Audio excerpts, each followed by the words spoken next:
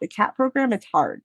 It is not a walk down the daisy path. Like, how many VR programs are there out there that people take and there's not a guaranteed job placement at the end of it?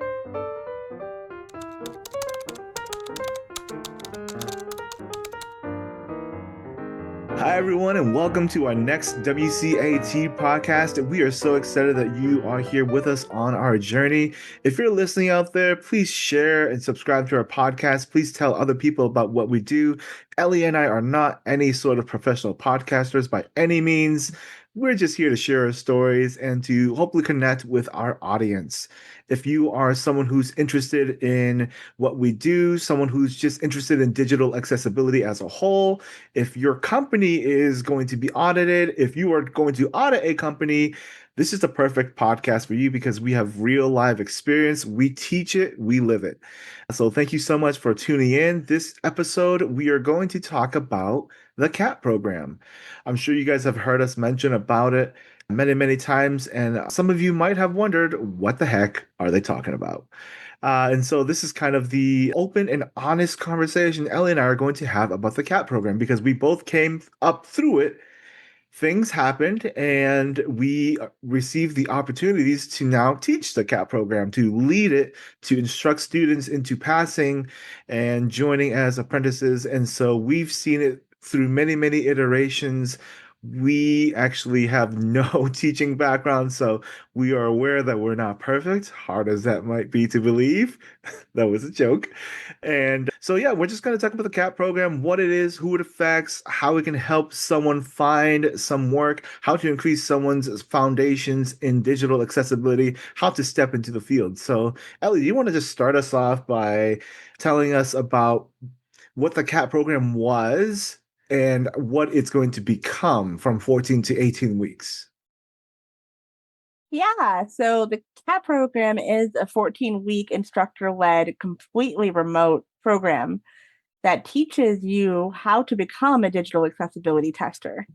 And many of our students, me and B included, come into the program with very little technical knowledge whatsoever. Like, I did not know anything about HTML code. I didn't know anything about CSS or JavaScript or coding whatsoever. So going into it, I was pretty intimidated. Like, how am I going to learn how to recognize digital accessibility issues without knowing all the underlying things that structure a web page?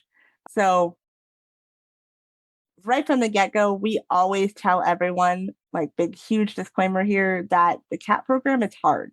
It is not a walk down the daisy path. And this is something that we tell every single cohort every single time we kick one off. And every single time we always get students who do not take that part very seriously and for some reason don't believe us as to how hard it is, which is unfortunate because it is hard, but it's not impossible. If I can get through it with 4 kids and life that just wouldn't quit lifing and throwing curveballs, then anyone can. It just depends on how much you want it, how much you want that guaranteed apprenticeship that's paid at the end. Like, how many VR programs are there out there that people take? And some of them are residential, some of them take months and months and months to complete. And yet there's not a guaranteed job placement at the end of it. Mm. And you put all that time and all that effort into it, and then yet it's still on you to, at the end, take the skills that you have learned and go out into the world and try and find the job. You're usually kind of on your own with that. This allows you to actually get that paid apprenticeship opportunity and gain the experience you need so that when you are ready to move on from accessibility officer to a larger company to work full time, you have that experience, that knowledge that you have gained through the CAT program and through the apprenticeship to carry with you to your next job. So the CAT program, when I did it, was only 14 weeks long. And I want to say I was about the 6th cohort that we did. That sounds about right. Yeah, because I was the Bobcats. So we name all of our cohorts after various types of cats. They could be like wild cats, they could be domestic cat Alphabetical breeds. cat. So it's alphabetical order. So before Yep. bobcats was Andes mountains cats. After it was cheetahs. Then we have desert cats, and then I don't know why we went back to A. Then we went to alley cats and Binks cats and Cheshire cats, Def leopards, espers, and right now we're on Felix cats. And our next cohort will need a G name. So So get either that. Garfield or Grimalkin. Maybe Ooh, I give us like a vote. Garfield cats. I like Garfield cats too. So they could be from pop culture, they could be from anywhere. And honestly, guys, if you're listening and you have a good cat name suggestion, we're always taking them because we don't want to run out when we don't want to reuse them. So hmm hmm yeah, feel Plus, free it's to kind of just like a comment and fun let us little know. way for our students to kind of have a cohesive. Oh, I was part of the Garfield Cats. Yeah, like Garfield Pride, or I don't know. I don't know. Like I'm stupid. I'm really. Whenever I run into someone who graduated in high school in 2009, it just like I'm like, oh heck yeah, 2009. It doesn't matter because high school didn't matter, but like it's just that silly pride that brings people It's together. a So camaraderie between yeah, groups of exactly. people, All ways right, to Ellie, relate didn't to you each other. graduate in 2009? I did, yes. Yes, I yeah, was that's what I a thought. That's what I thought. And Walled Lake Central Viking. that's why we're co-hosts. That's the only reason why we're co-hosts. 2009s, baby. No, Because anyway, 1991 related. sorry to derail, but yes, what the CAP program has become. You want to continue about the how we're shifting? Yeah, so due to a lot of really consistent feedback over time from our students, we are extending the program to 18 weeks because we want to have more face time with them. We've also in the past we used to do 2 live sessions a week. So we would have lecture and we would have workshop plus a one-on-one, we call it like mentoring session between the student and the instructor of their choice. We've now added a third section that we are calling the weekly focus forum, basically where we have them do hands-on practice. And so between those two things, adding that third day of live instruction and extending it out that extra 4 weeks, we are hoping that students come away from the program feeling a little bit more empowered, feeling like they've had enough practice, enough face time with us so that they go into the apprenticeship more prepared. We're also extending it out to 18 weeks. Oh, Ellie already said that. And the idea of the focus forum, I wonder what handsome devil came up with that alliterative title. I actually am not married to focus forum. I just like alliteration. I couldn't think of anything else. But anyway, the idea behind the focus forum is that we do a lot of timing and accuracy drills so that when it comes time for their exams, students aren't panicking because it's the first time they're under that kind of timed pressure. Our final exam is a 4 hour timed period where they look at an audited website. Sorry, they look at a curated website and audit it. And so we don't want that to be the first time they're under a timed instance.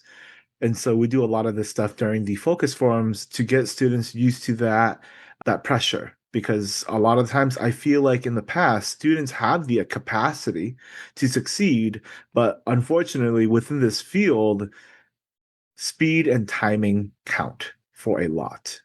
You can Yeah. be the most knowledgeable person, but if you can't find and document a violation quickly and efficiently, it doesn't matter ultimately. And so we try to work on those skills. We also are building the program out a little bit more. In the past, we just focused purely on the success criteria, but now we're trying to incorporate a little bit more HTML nuance. For example, last week in our focus forum, we focused on building a simple, accessible table with table rows, table headers, table data, and just being able to build that in a notepad, save it, and changing the extension to HTML and being able to open that in a local instance on your browser of choice so that students got to see how to build an accessible table so that if they ever came across a table with no header cells, they would be able to elaborate more cleanly as to why this was not the case. So, just adding a little bit more foundation to it. HTML is not required It's not a required language to know when you step into digital accessibility, but it's adjacent to it because you're doing very, very similar things. It's like being a chef and not knowing how to julienne vegetables. All right, you've got to be able to do, it's not required to know how to julienne vegetables as a chef, but it behooves you to know how to prepare properly. We're trying to expand upon that, trying to teach our students more professional behaviors. I think that another thing that really sets the CAP program apart from other programs similar to ours is that we're focusing on soft professional skills like Zoom etiquette. Well, Teams etiquette, because we mostly use Teams as an organization. But you don't show up to a meeting with your video off, and if when your video is on, be well dressed. Don't be unkempt. Don't have your hair all over the place. Don't be chewing on the end of your braid. We've had people, students do that. Don't be fiddling with things off screen or looking off camera, obviously not paying attention to what's going on the meeting where it's very, very visually obvious that you're not paying attention. Staying on mute when you're not talking so that if your wife sneezes in the background, no one else can hear it. My wife just sneezed in the background. I hope you guys didn't hear it. So, and it's just drawing inspiration from my own life. Yeah, these soft skills, professional emails. I've had an email that says, "Won't be in class today. Okay, thanks." Like, and I get the gist, but just being able to express yourself in a professional manner would be nice.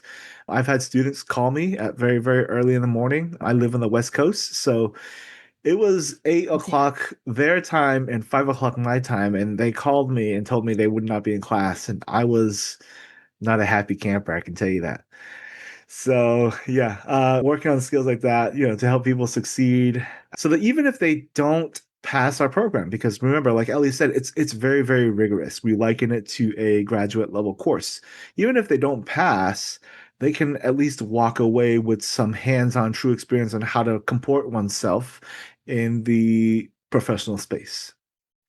Yeah, because for many of our students, this is their first ever big girl, big boy adult job Mhm. opportunity. So a lot of these skills are not necessarily because people just get in here and want to act the fool. It's more like they just don't have experience that's comparable. So it's kind of like setting those expectations early for them so that they are more successful in the apprenticeship, where there are occasionally times where they might have to face a client. They might have to be in a client meeting. And that's where, it's really important to conduct yourself with professionalism, with grace, with all those workplace etiquette skills fully in place. We've also added, we used to only do the final exam at the end, and we've added two more exams that we do at the halfway and 3/4, or what would you say? It's more like 1/3 and 2/3. Yeah. Yeah, Yeah. pretty much. Yeah, we're trying to add more opportunities to take these exams so that, again, when they go into the final, they're not like chewing their nails, like, oh my gosh, this is the first time I've ever been timed, first time I've ever felt this kind of pressure. Because I don't know about you, but I get like super nervous taking tests. Like, I perform probably my worst when I know I'm in an exam situation. So, and I know I'm not unique. Like, there's a lot of us out there who are like that. Other people work best under pressure like that. That's not me. That's me spiraling until I actually have to go do the thing, and then I figure it out. But we want it to be not a terrifying experience for our students. So that's why we've made those changes. Yeah, it's just very important to for anyone listening to know as well. Again, Ellie and I don't have much teaching background experience, and so we try to listen to our students' feedback. We try to make sure that we listen to them because everyone learns a little differently. Like Ellie just said, some people do well under pressure and some people fold. So we have to play a very, very fine line between being harsh and strict enough so that we don't become their security blanket and then being too soft. I think I said that backwards, but I think you get what I'm trying to say. That when you're too soft, they begin to let things slip. They begin to rely on you too heavily. And then once we let them loose in the apprenticeship, we're not there anymore to support them. Not because we don't want to, but because we have other students, other cat students who require our attention.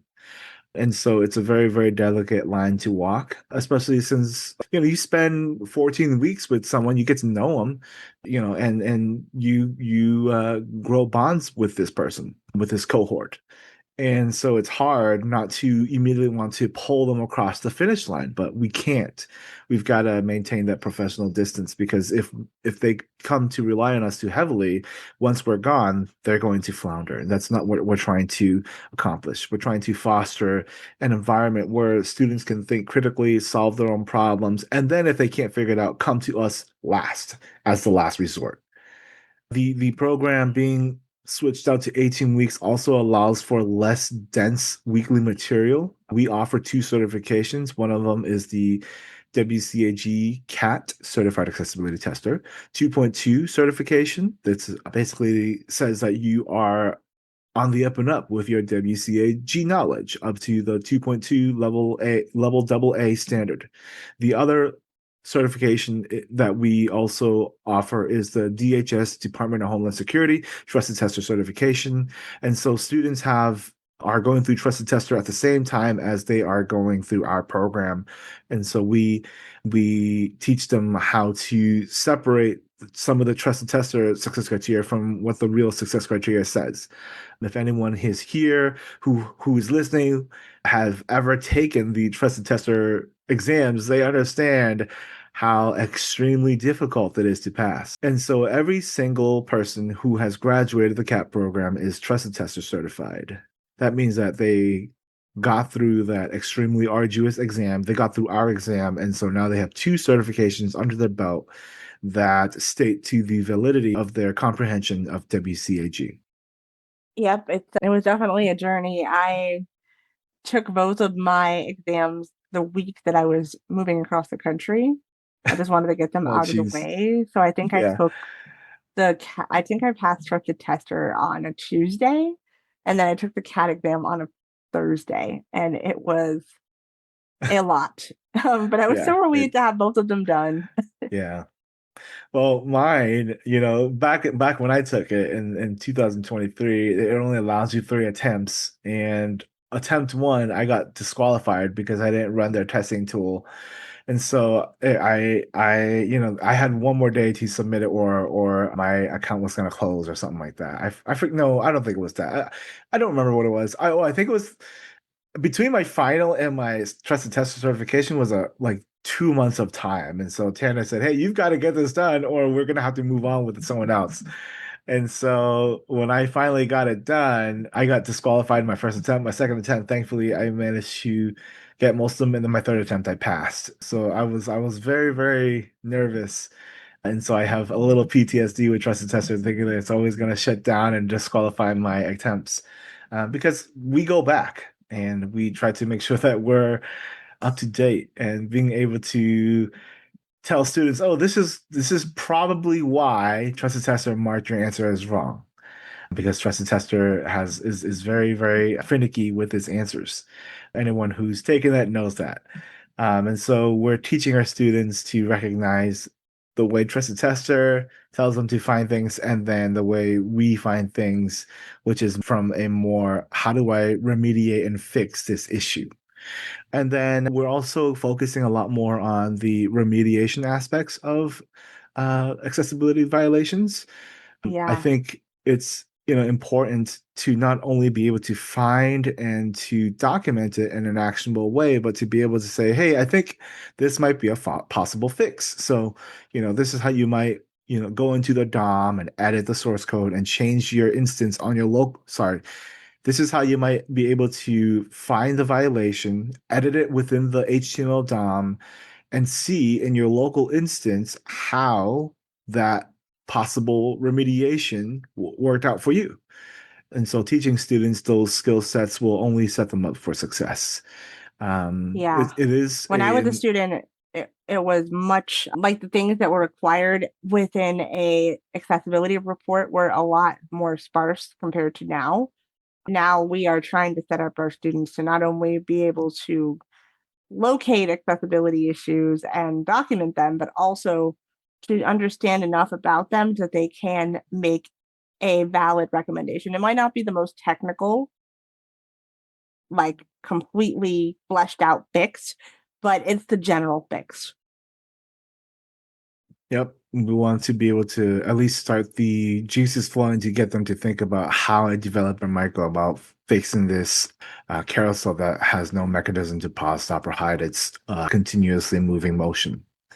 A lot of JavaScripts and things like that come into play. But again, we don't need exact fixes. I just want them to start thinking about how they might talk to the developer into walking them through how to fix this issue.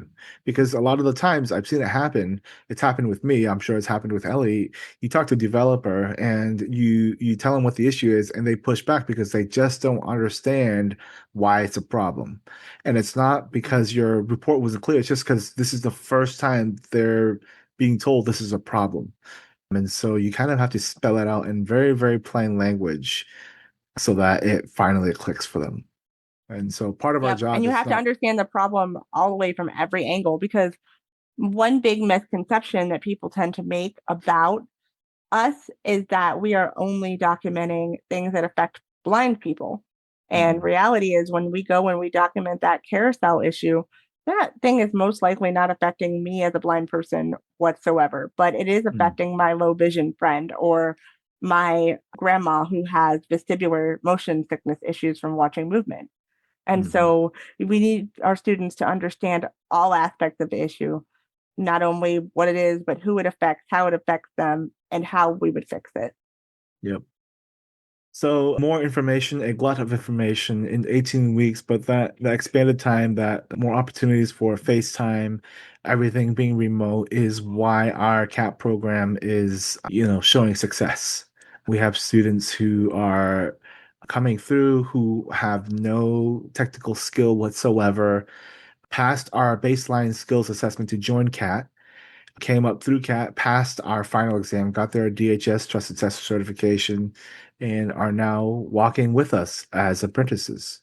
And I can't tell you what an amazing feeling it is to know that you had a hand shaping someone else's destiny. Okay, that sounds way too melodramatic, but I mean, you're providing a skill set and you're teaching them through it. And I'm not smart, so there's plenty of people out there who are way smarter than me who are gonna come up through our CAP program, who have come up through our CAP program and are now teaching me stuff. So, Oh yeah. it's very, very awesome to see that growth and evolution. The people who would do well within this field are people who are hungry, right? Ellie mentioned it briefly, but I just kind of want to reiterate, you've got to come up with a reason to push yourself forward, right? My reasoning Yep. was that I wanted to be able to provide for my wife and my kids. I didn't care about digital accessibility whatsoever. What was your reason as to why you chose to enter CAT and passed?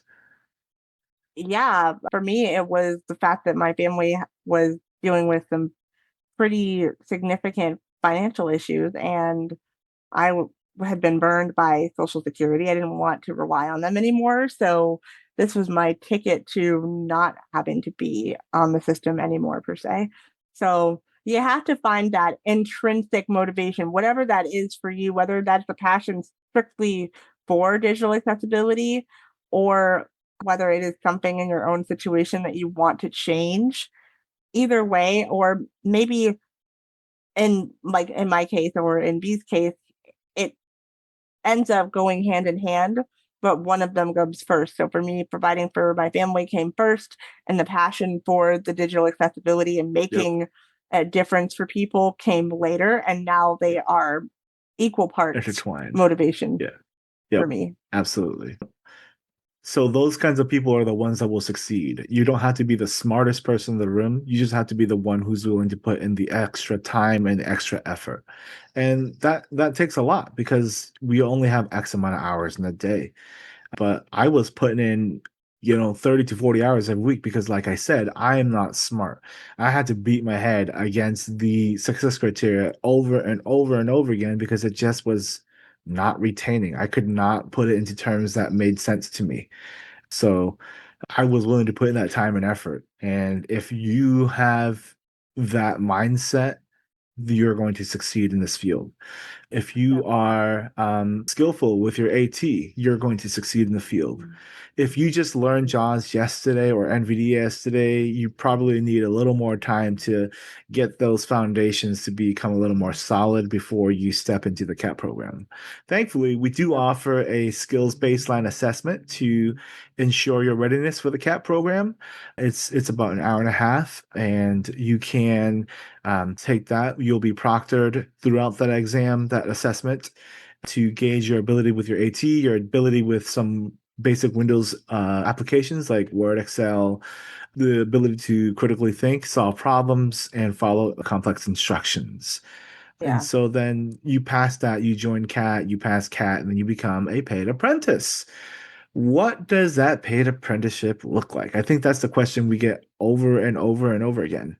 So I will be completely upfront with you. It will not be a full-time job.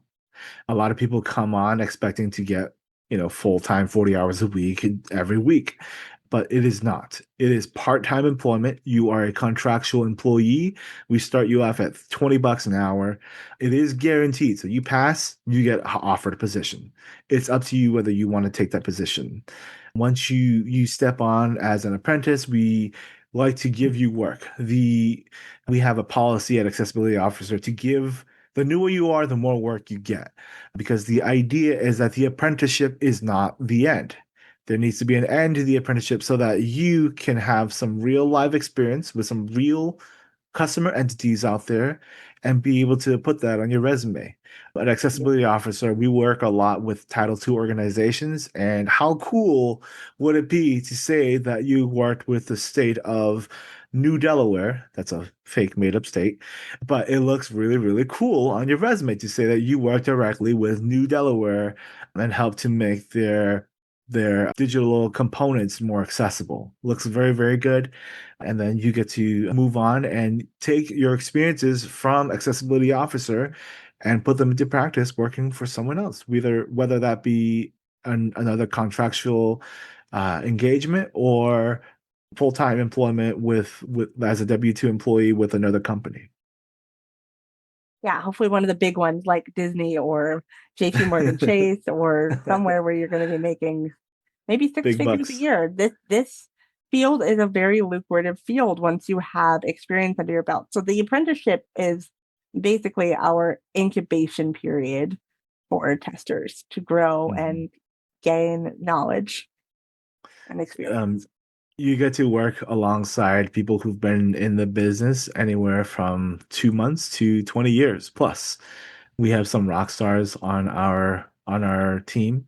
We did a bruise interview with Sherry Bernhaber, who is very, very well known and respected in the digital accessibility space. We have another one coming up soon with Bruce Blazer. He is one of our test managers. He is an absolute rock star, really knows his stuff, has a background in computer science, and so that was able to jumpstart him in digital accessibility and provide a foundation for success. But we have a lot of people who all come from different walks of life, who are able to provide that wide scope of perspectives. Yeah, the mentors that we have in this field are invaluable. Like I cannot emphasize enough how much you can learn from people who have been around the block a couple of times and how much it benefits you to talk to them, spend time with them, pick their brains and get all the knowledge that you can from them while you have them because you never know how long they'll be in your orbit. So I always cherish that a lot. Absolutely. And then if you're listening and you are interested in the CAT program, how do you get involved? How do you um, Sign get up. sign up pretty much. We do work with we do have contracts in several states. I actually don't remember them off the top of my head, but there's quite a few of them. And then for those that Like we over don't, 30 of them. yes. And then if we don't, we work alongside another company that will help get you hooked up with accessibility officer. So if you're interested, reach out to us at accessibilityofficer.com. That's ACCESS ability ABLITY officer.com. And there's a way to sign up on there. Then you just reach out to your voc rehab counselor and let them know this is the field you're interested in. Ellie and I are always happy to talk more about, what the CAP program is like, but we have future episodes coming up that will be interviews with people who have recently just graduated from the CAP program and people who are current accessibility officer apprentices. So I think getting those perspectives will be extremely valuable if you're interested in this field because if you're tired of hearing just from Ellie and I, we like to make sure that you're not just drinking our Kool-Aid, that you are able to listen to others and formulate your own opinions on the matter. Yeah. So, if you are one of our listeners, please remember to stay tuned for our upcoming Brews episodes where we'll be interviewing people from the digital accessibility space. Please remember to share and subscribe to our podcast. We're a new podcast, so all that you can do is extremely valuable and important to us. We so appreciate the people who have already subscribed, who've already downloaded our episodes, who've already listened, who have already posted comments and given us reviews on our podcast. Again, Ellie and I are not professional podcasters. We kind of just speak to our own experiences, and we just thought, we should just do this because the questions we have been getting asked over and over is what's the CAP program? What's it like? And so we just thought, hey, let's just do an episode about this so that we can just be open and upfront about it and share how difficult it was for both of us. I mean, I remember I passed my CAP final by the skin of my teeth. And here I am teaching. And Ellie, weren't you really close to? I was pretty close. I got the pretty much exact bare minimum of issues within 4 hours. Yeah. And most of it is because I had not yet learned how to get out of my own way in terms of how much I was writing. I'm a writer, you guys, and will always make fun of me for is the fact that I do not know how to be brief. Like brevity is something I really struggle with. So I wasted a lot of time just being very thorough in my writing when I learned that most developers see a wall of text and they immediately close the window and go refill their coffee because they don't want to read all that junk. They just want to know what's wrong and how do they fix it so that this ticket is closed and off of their proverbial plate. So, yeah, lessons learned for sure. One thing I wanted to point out is the fact why do we do two certifications? We do two certifications because trusted tester, as important as it is, as essential as it is for working in the government space specifically, it is out of date in the sense that it only covers up to WCAG 2.0, which for those who don't know came out in 2008. So just a little bit behind the times. So we fill that knowledge gap in by teaching separately within the CAP program the WCAG 2.1 and 2.2 success criteria that trusted tester does not cover. So that's why we do two certification because our CAT certification covers you up till CAT 2.2. Which is the current iteration.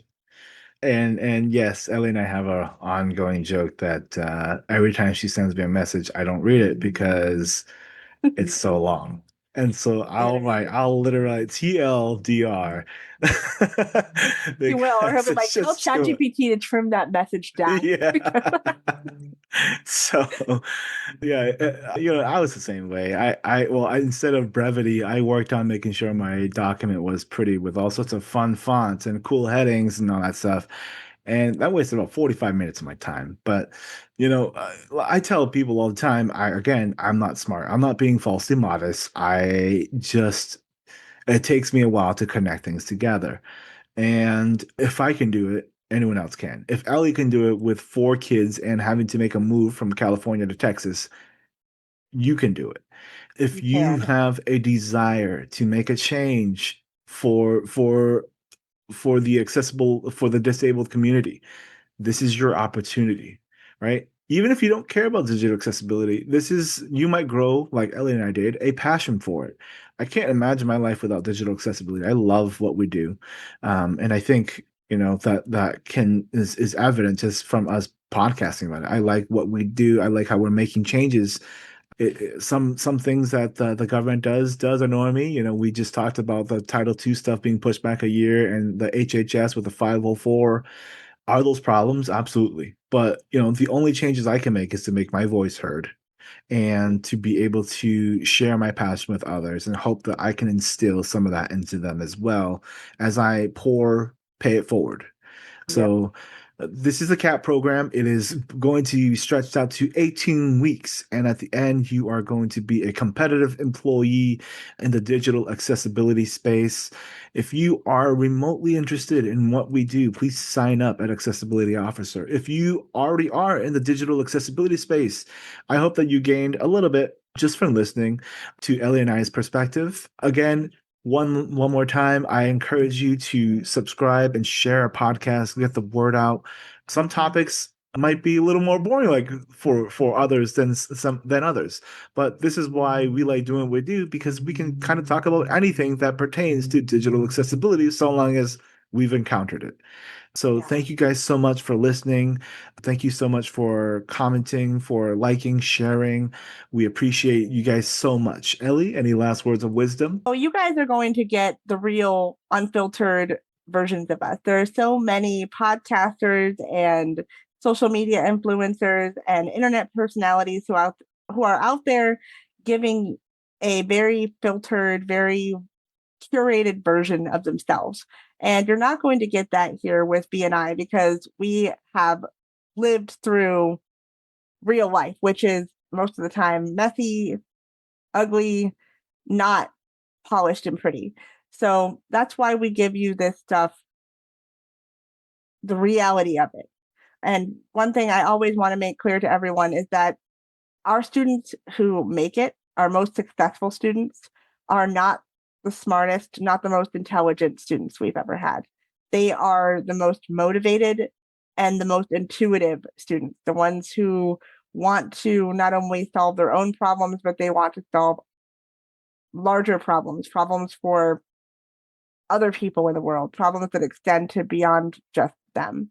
So if that's you, this may just be the career for you. Spill the tea on digital accessibility.